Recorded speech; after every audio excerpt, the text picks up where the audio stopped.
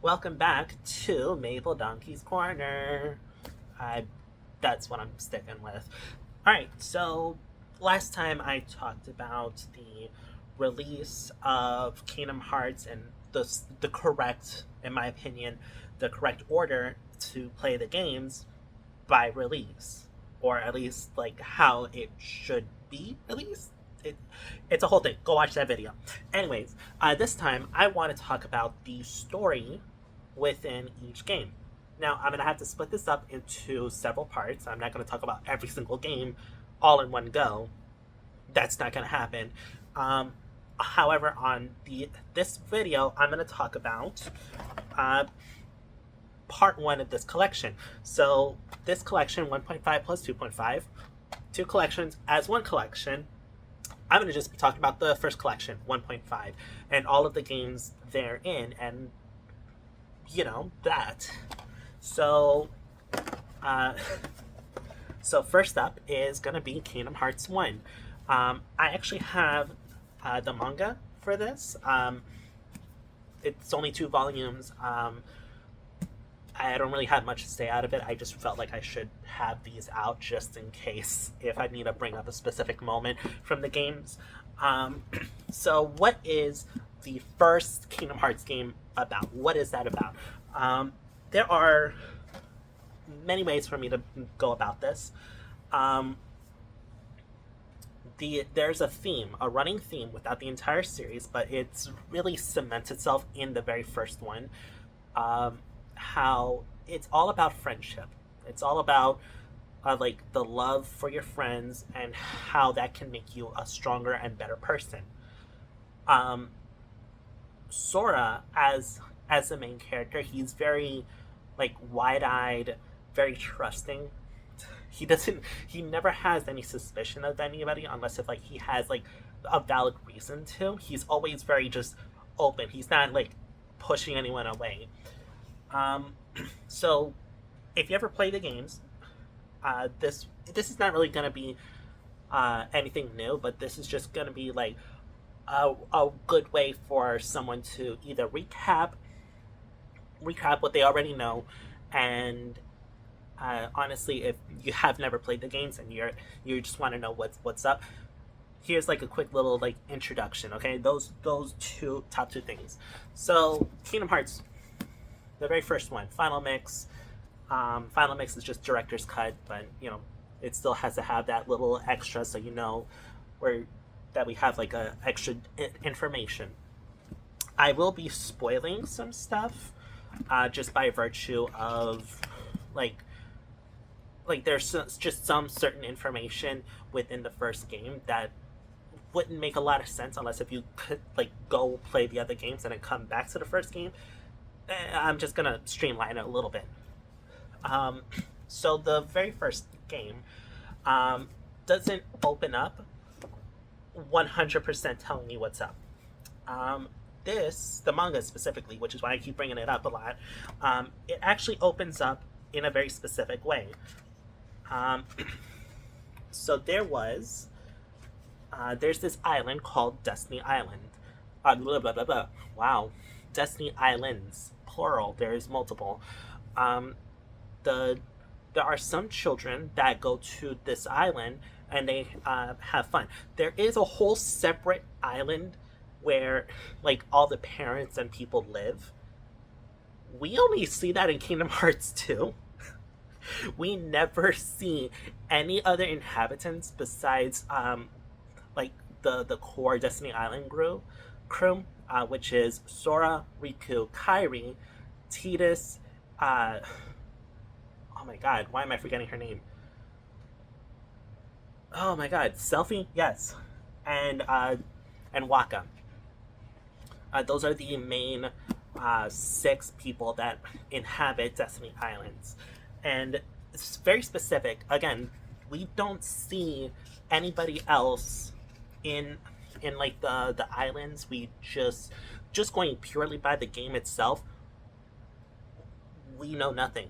The only thing we ever do see outside of the island itself is Sora's room, and he can see the island from his window, and Sora's mom, who has two sentences in the entire series and is never mentioned ever again. So something very important that actually happens, that it is canon within the game itself. It's just never expanded on until like much later. Very first page, there's a meteor shower, and someone washes ashore. It's Kairi. Kairi washes on shore, and Sora is the one that sees her. That is how. This is information that we wouldn't get in the games themselves until like Birth by Sleep. But even then, it's just more implied. Anyway, that was when Sora was about 4 years old, give or take.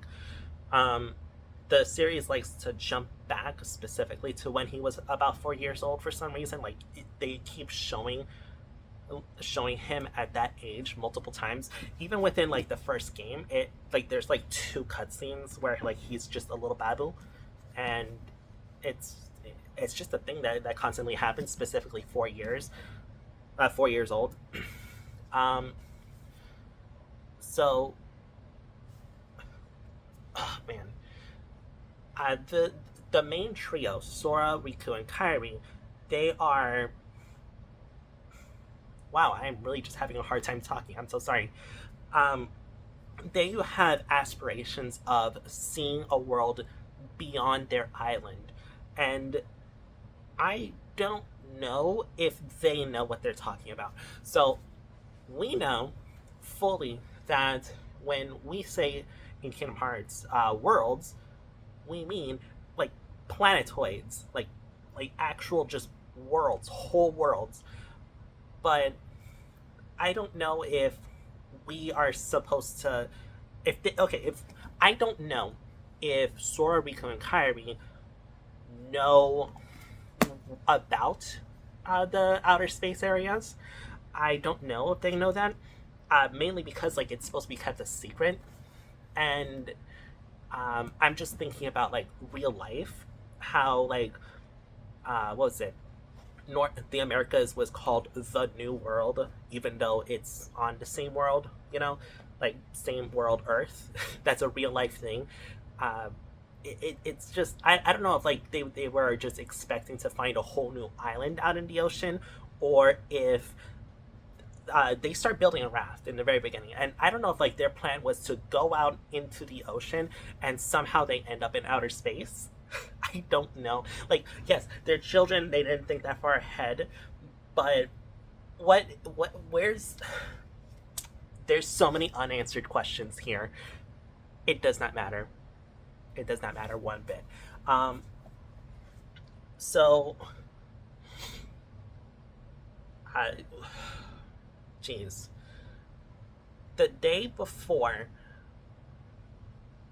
no, was it the day before? No, 2 days before, yes. 2 days before, wow, no. I'm really just bad at speaking right now. Uh, I should cut this out, but I'm not. This is gonna be just raw. Um, so the game opens up with Sora having some kind of nightmare. A nightmare where he is swallowed up by darkness, and darkness is this manifestation of like negative feelings. What is it? Just anger, sadness, anxiety, all of that just as like a darkness type of thing. Like it's really hard to describe, but once you start seeing, if you see it, you'll understand.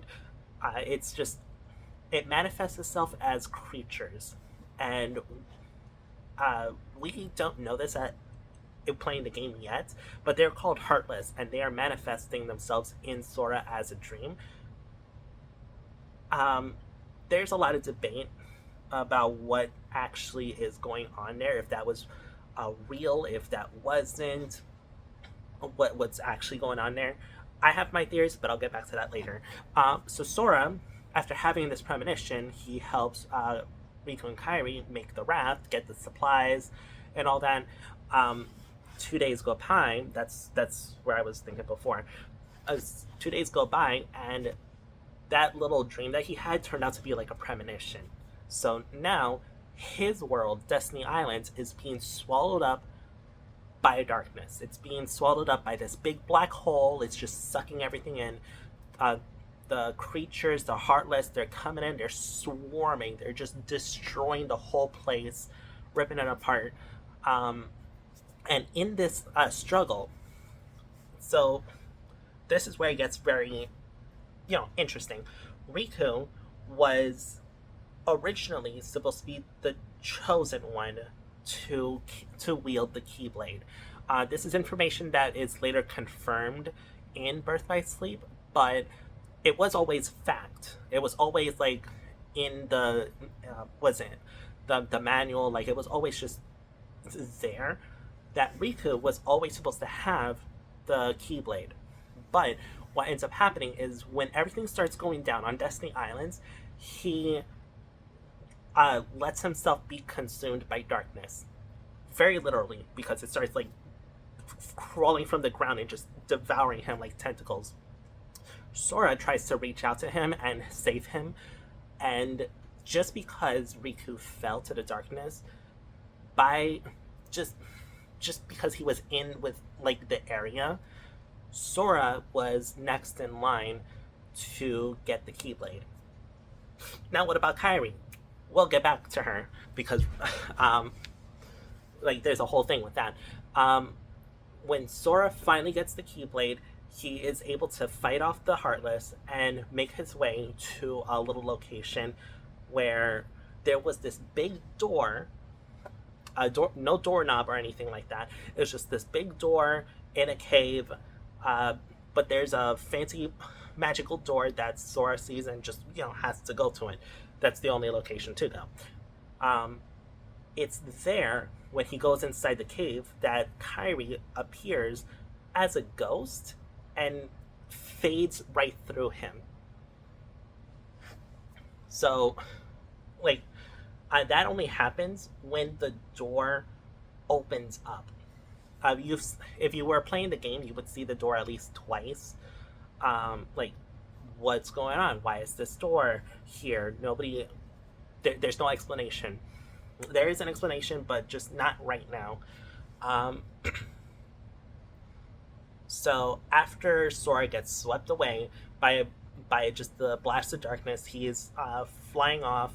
He fights off this giant Heartless called the Dark Side, and is then sent out to a place called Traverse Town. Traverse Town is a new location that is only made as think of it like a raft that's just like flying around. Well, geez, it's a raft that's just like going around trying to pick up whatever survivors it can of like wherever they may be coming from, and just gather them together. Traverse Town is a whole world dedicated to, as a refuge for these people that have been dishomed. It is here that Sora finds two important people. What is it? Donald and Goofy.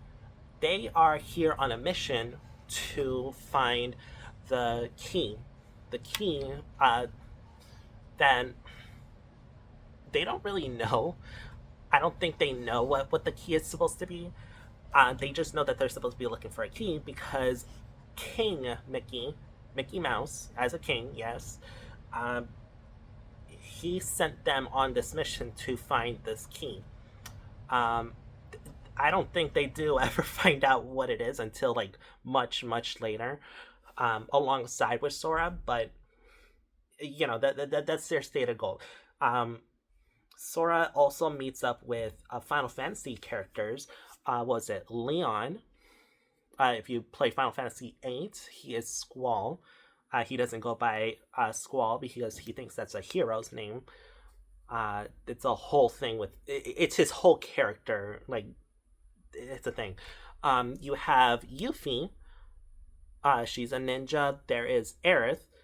Aerith or Eris? I prefer Eris, but I know it's Aerith in the game. Aerith, who is just kind of there. I love her, but like she's just kind of there.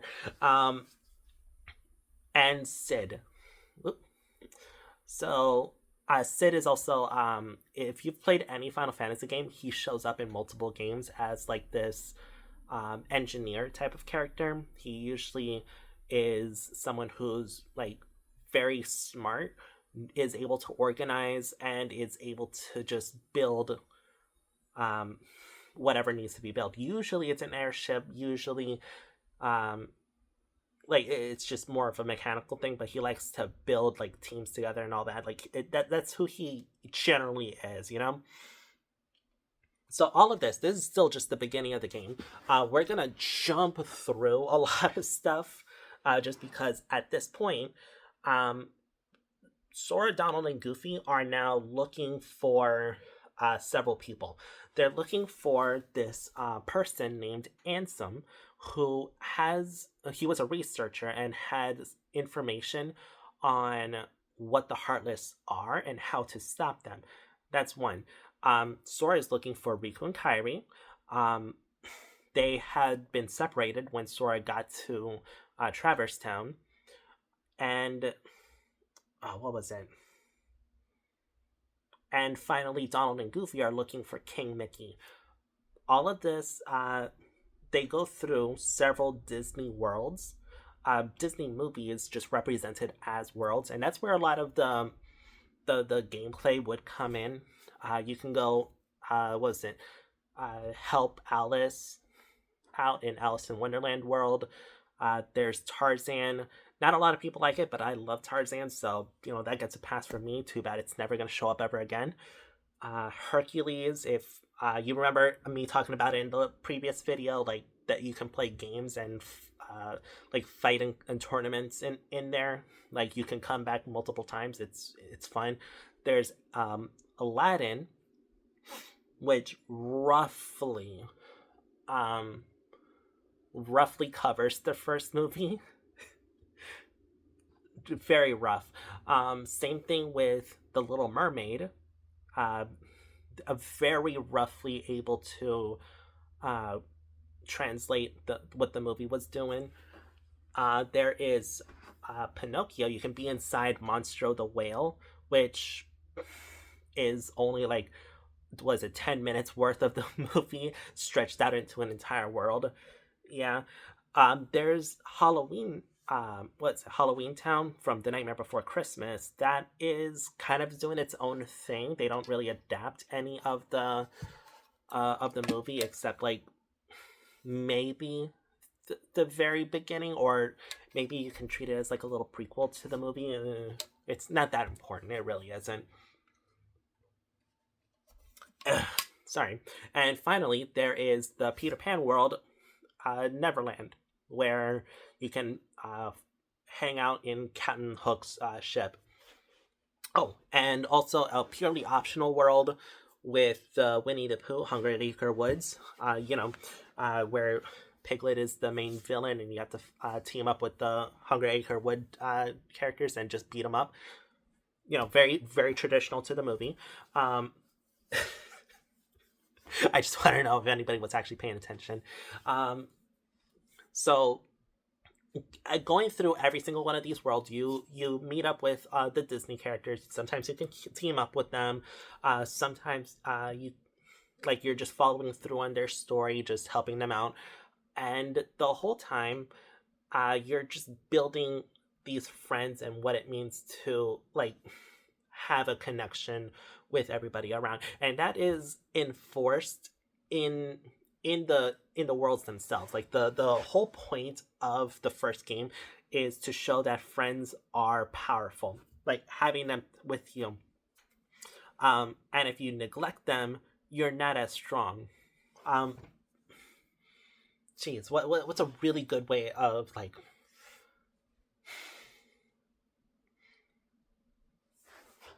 I'm just trying to think of like multiple ways, but like if you ever played the games, you would know. Like with Tarzan, the whole point is keeping the family together, keeping the family together.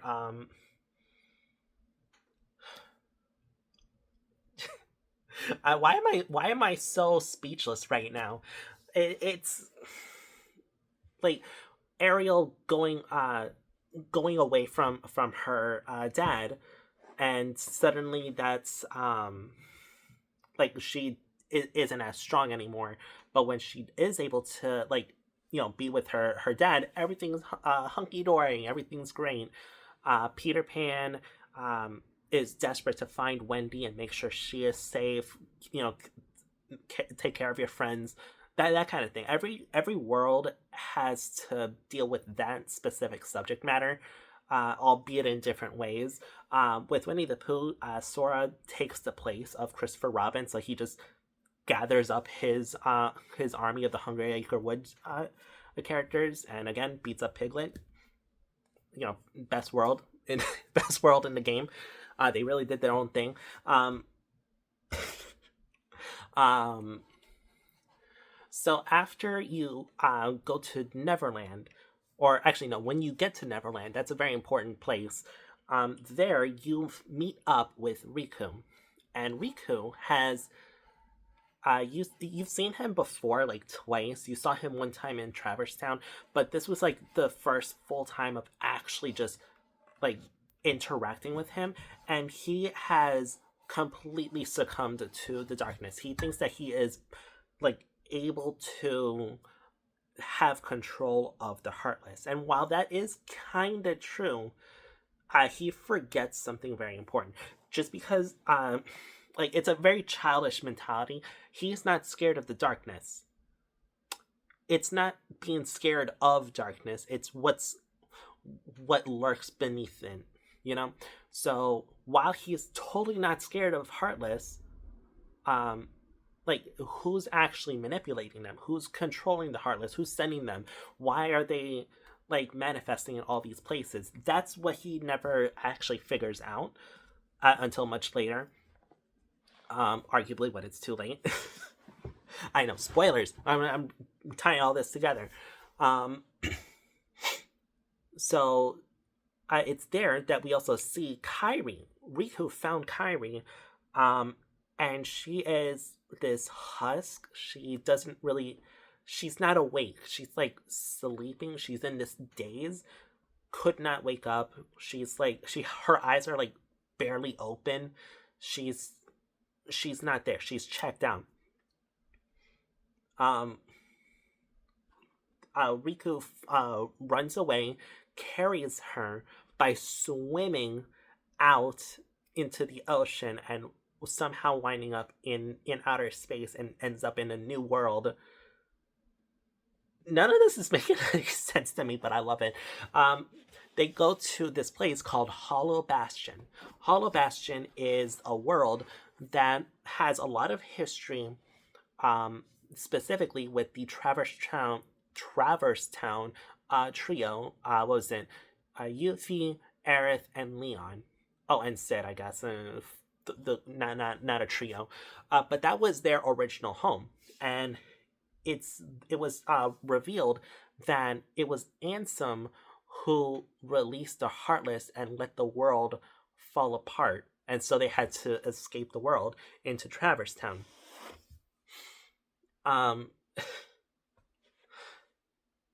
Just collecting my thoughts for a second. I'm sorry. So this world has a lot of like importance to other characters, and right now it is ruled by Maleficent of Sleeping Beauty fame. She is definitely a highlight character. Everybody loves her. I mean, how can you not? She's like the only Disney villain to ever summon the power of hell. Whew. Water. That's some good stuff. So, Sora starts making his way up, and just as he gets to the entrance of Hollow Bastion, it is there that Riku shows up one more time. And Riku takes the Keyblade from Sora, calling him nothing but a delivery boy. That hurt. That hurt a lot. So, like, you spend all this time getting stronger, getting more powerful. Riku just takes that away from you.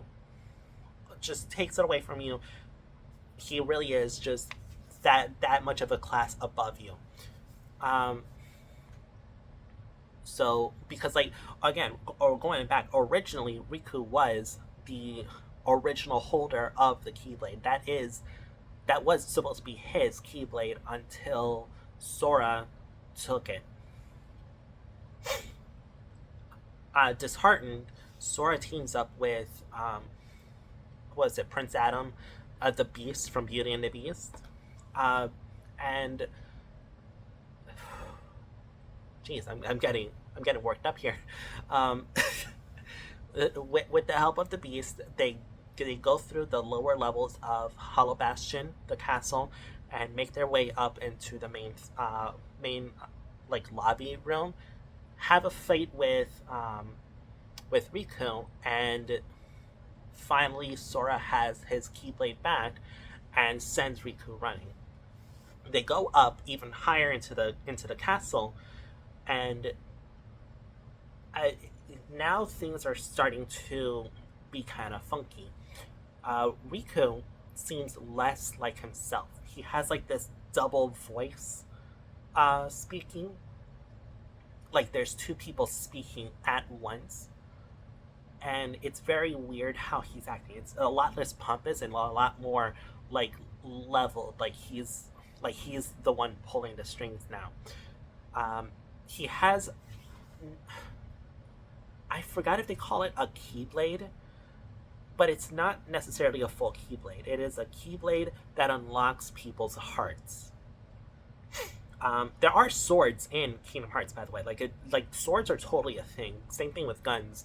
But like that's why I'm having like a hard time understanding if this is actually just a keyblade or if it's like a sword with special abilities. It doesn't have a full name outside of this thing that can unlock people's hearts. What does that mean?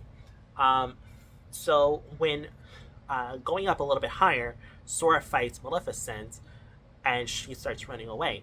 She's tired. She's beaten down.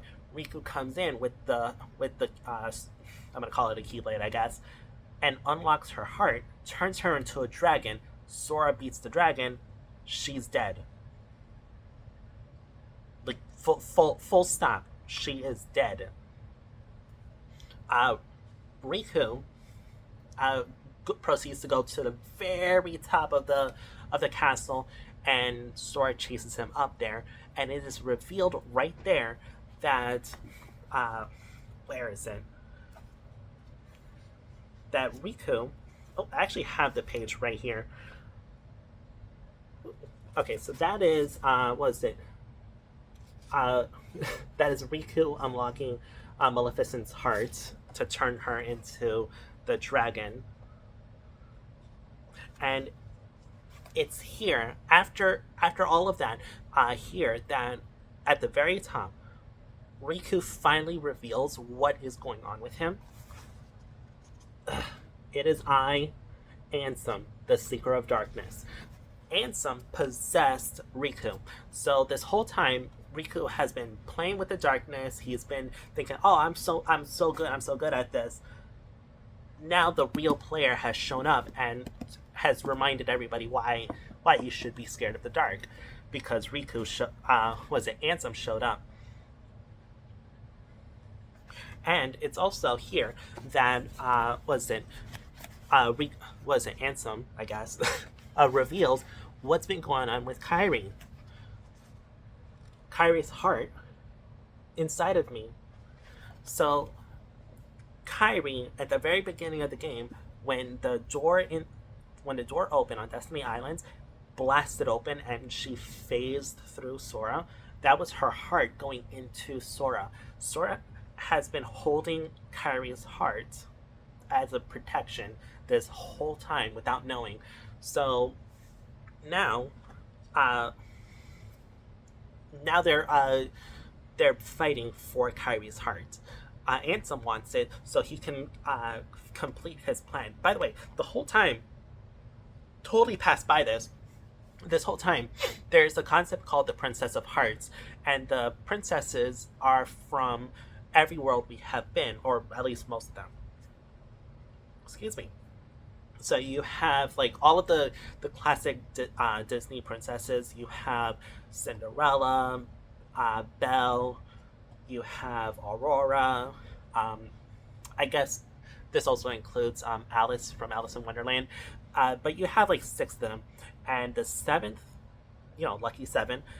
The seventh Princess of Heart is Kairi, and she's the last piece of this puzzle that Ansem needs to like just destroy everything, get away with what he wants. So Ansem and Sora are fighting it off one final time here, and Sora is able to beat him. Okay, cool. But knowing that Kairi's heart is inside of him, Sora does, what is it, the unthinkable, and does. Oops, where is it? Where is it? Where is it? He stabs himself. He stabs himself with the keyblade and releases the heart that was inside of him, also releasing the heart of Kairi. And Kairi's heart finally goes back into her body, and she wakes up. And okay, we have the final Princess of Heart. But Sora gets turned into a Heartless. Through the almighty power of bullshit, Kairi is able to fix him and bring him back to normal.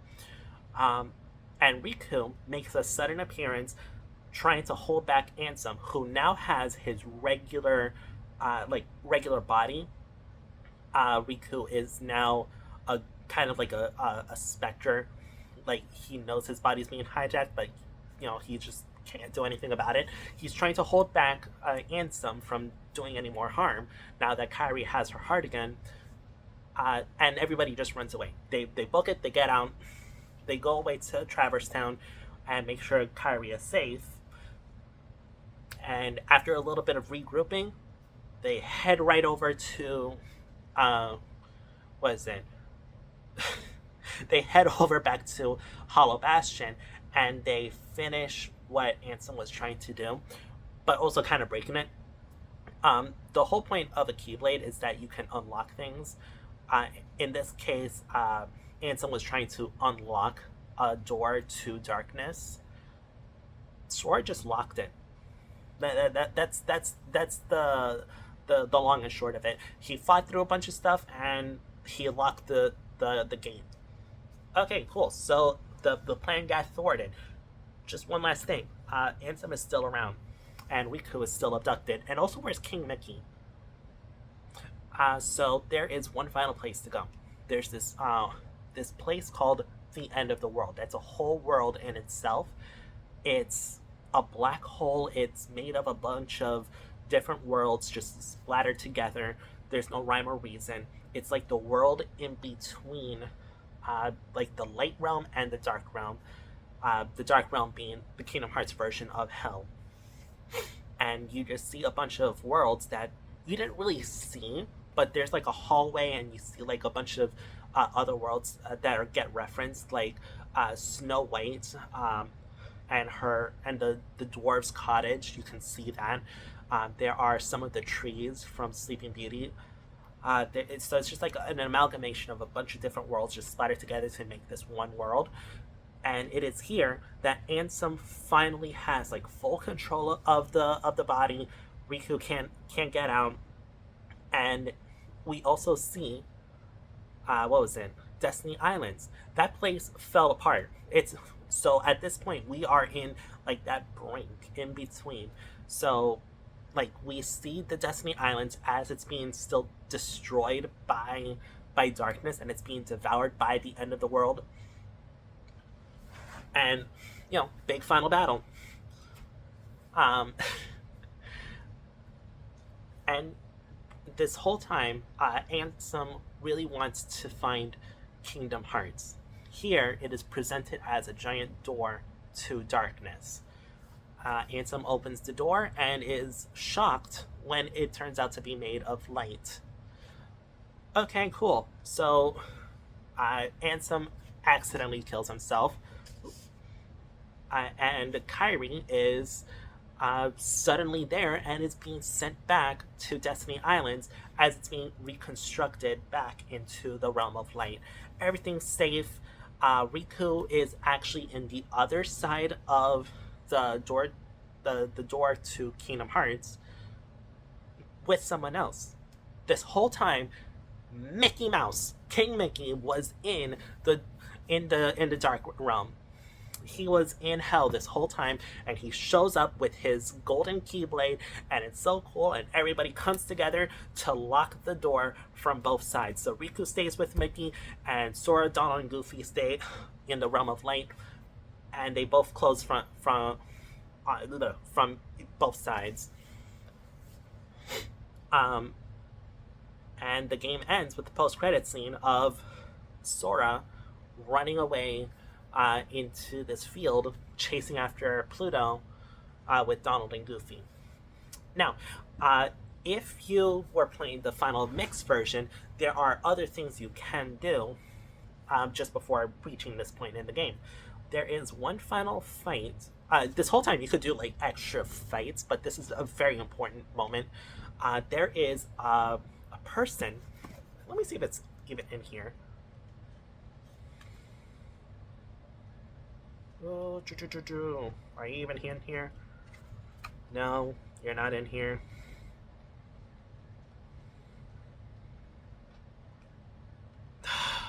Oh my god, this is just gonna be horrible if it's not.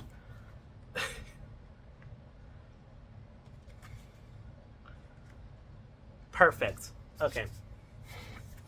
You see this one figure right here show up in the place of Hollow Bastion where you fought Maleficent as a dragon. Who is that person?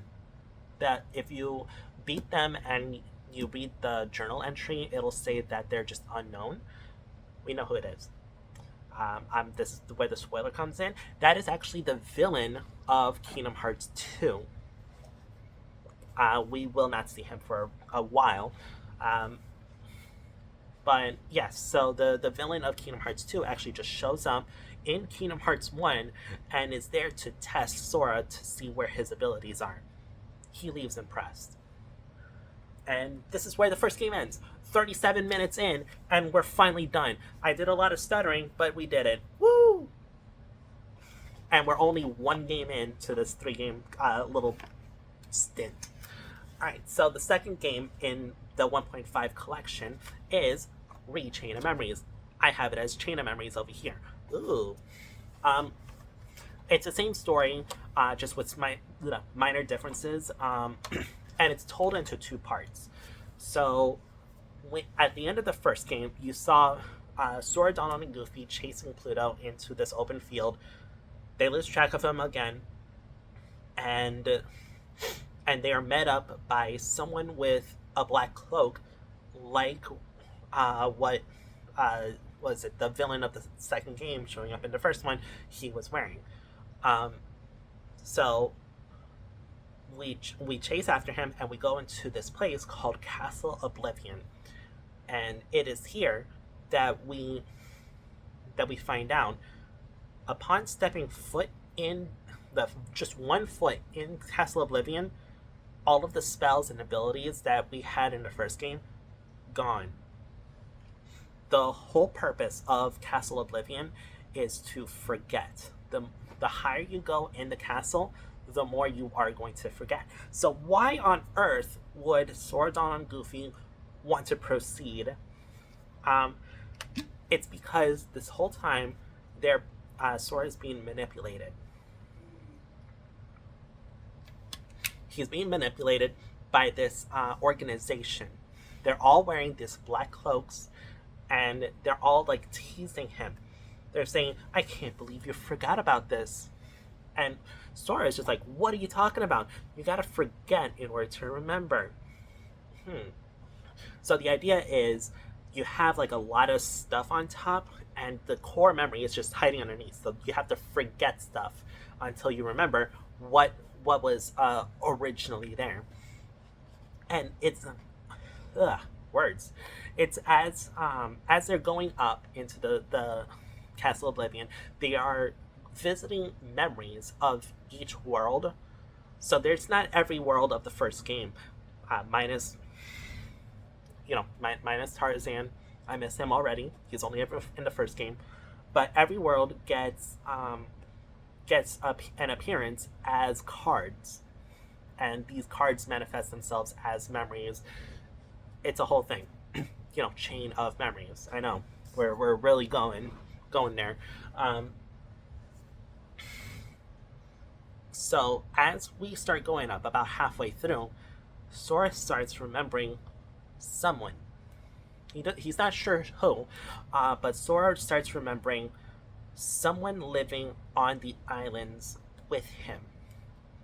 Um, and just as he starts to remember, this whole time he's being um, attacked and uh, messed with by these organization members. There's I cannot remember their names right now.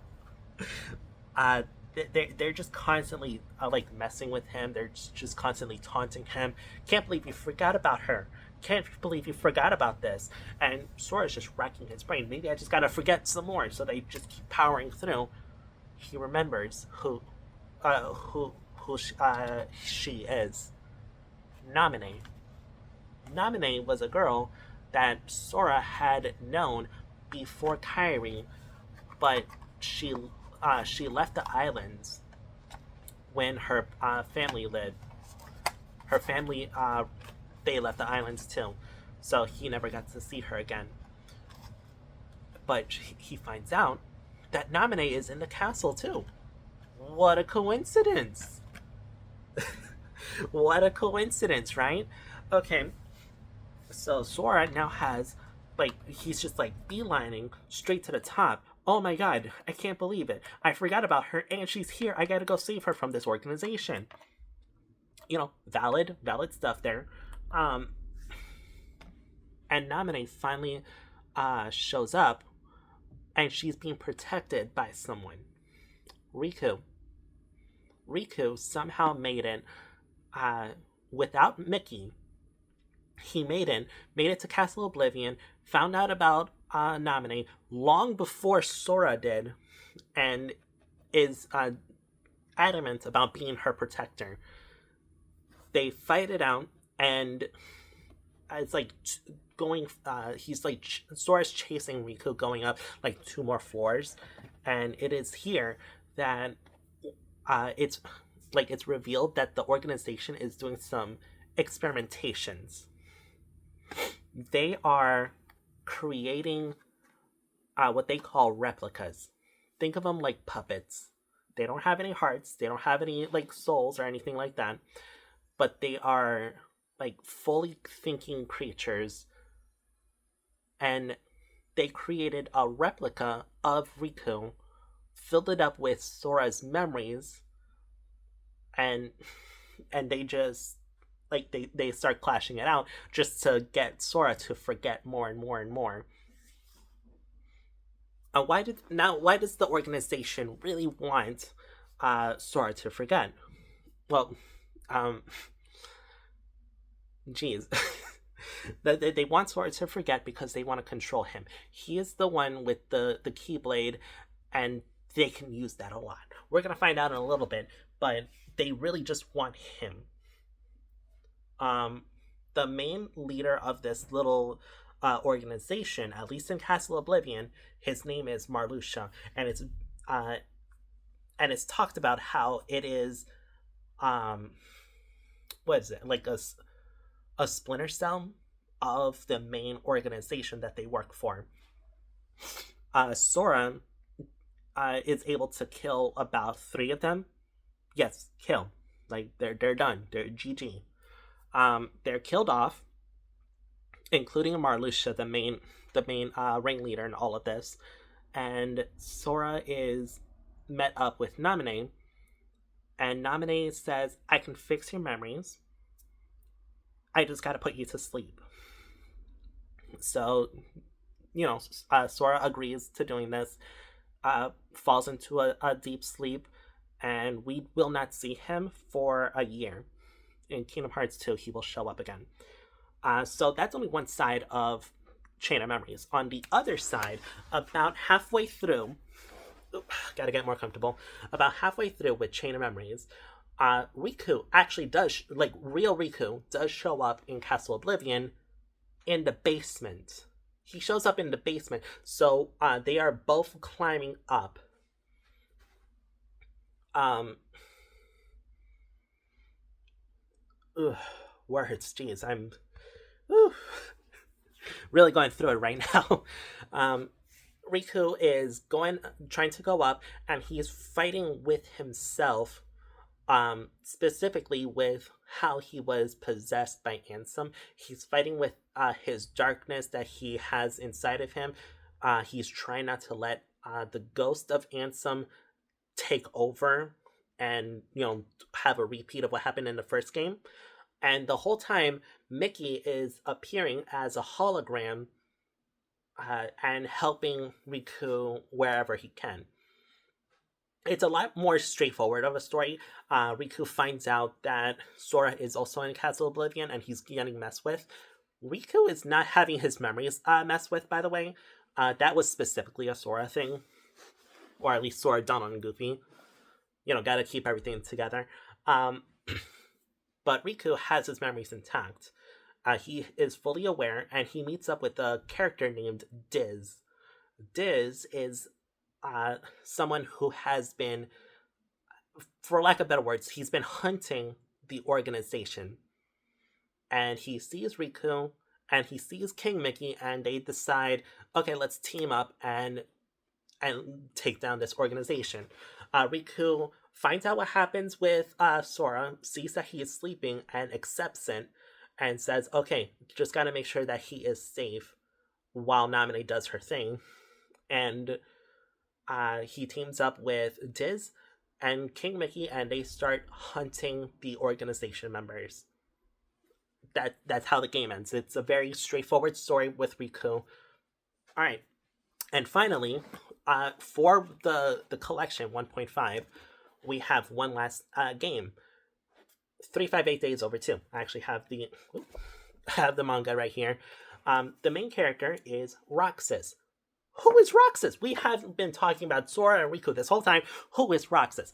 Well, when Sora committed seppuku and released his heart, he turned into a Heartless. Now, this is jumping over ahead a little bit with Kingdom Hearts 2. When somebody leaves their heart and turns into a Heartless, what happens to the body? The body, if usually disintegrates. But if the person that the heart belongs to was strong enough, strong in will, they become something called a nobody, an empty husk that has the memories of when they used to be a whole person, but just can't. Roxas is that nobody. It's even in the name, Roxas. It's just Sora X. All of the organization members, they have X in their names, and that's everybody that it's the original name plus an X going into it. In 358 Days Over 2, we see Roxas be kind of dazed. He's not really fully there. He's waking up. It's kind of like a zombie. And he's immediately picked up by the real Organization 13, head leader, Xemnas. If you know, you know. I'll say it later. So Xemnas picks up Ansem. Wow. So much for the secret. Xemnas picks up Roxas and gives him his name and puts him into the organization and gets him to start to work.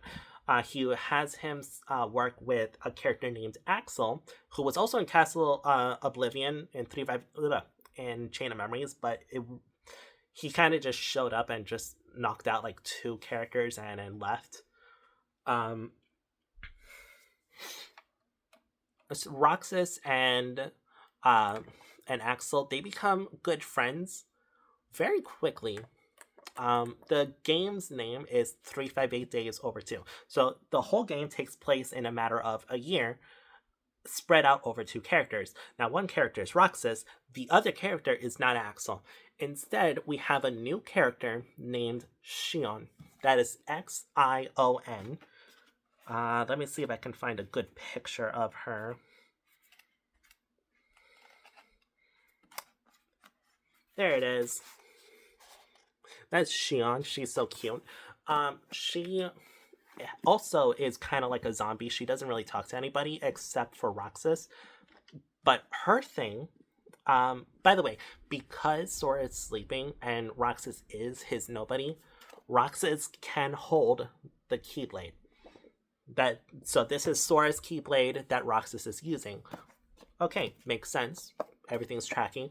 Xion can also use a Keyblade. Where did it come from? We'll get into that. So, this whole time, Roxas doesn't really have like a life outside of working for the organization. That's all he knows. That is his whole life. He barely knows anything else.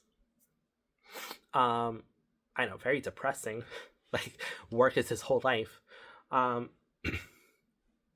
He tries to have these friends with Xion and Axel, so some people that he can really care and love. Do you remember what I said? Was it nobodies that Roxas is? They are empty husks. They cannot love. They have no feelings. Roxas is trying to make sense of who he is. And everybody like can imitate what it's like to be like a whole person, but nobody really has that feeling. So Roxas spending most of the game trying to just complete the missions and maybe get a little grasp over himself. Xion, on the other hand, is getting stronger. She's getting stronger. She doesn't know what's happening and she runs away. Axel tries to get her back, but she falls into a coma, and Roxas is just messed with.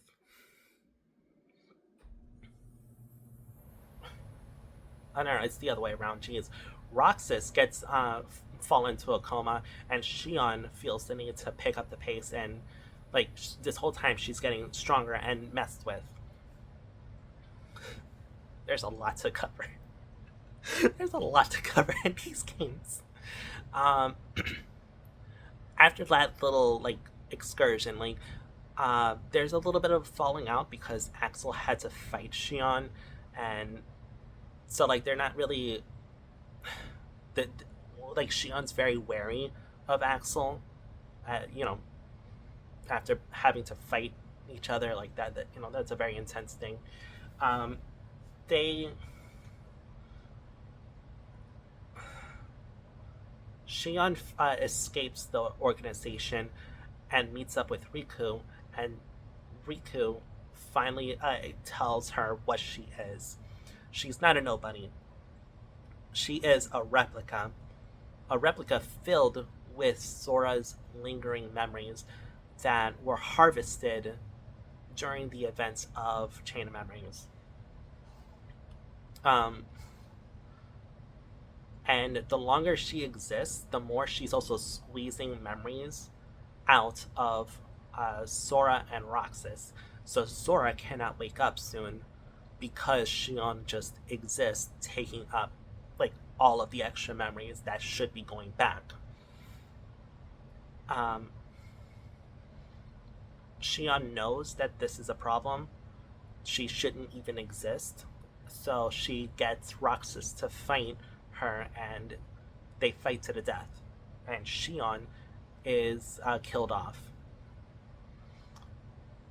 As she is dying, Roxas loses his memories of her and barely remembers who she is. She's just like a little twinkling in the back of his mind.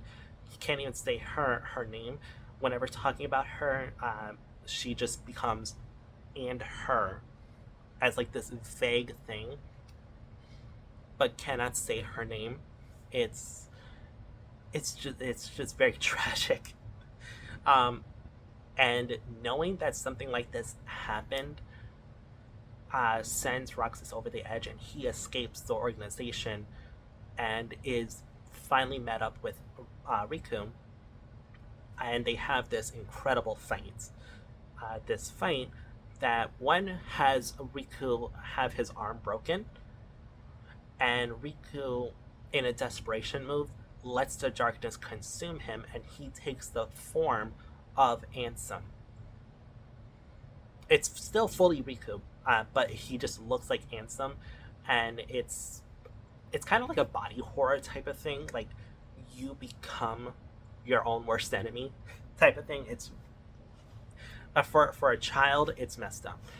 Um, Riku beats Roxas and kidnaps him, sends him into a digital world where Shion can have easy access of him to help finish up what needs to be done with Sora. And Diz is there to maintain the digital world. Mickey Mouse is there for doing other things. He's still hunting out the organization, but that's really where it ends. Roxas gets captured, and everybody is just making sure Sora is okay. I'm rambled enough. It's almost been an hour. I see the time. Yeah, that was all just the first collection, Kingdom Hearts 1.5. If you want to hear me talking more about these games, you know, I'm good. There's gonna be other videos. See ya.